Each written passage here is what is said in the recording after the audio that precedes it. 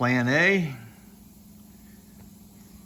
fix rust, replace rear tail panel, get things lined up, and then do the quarters. Looks like that plan might work perfectly until you discover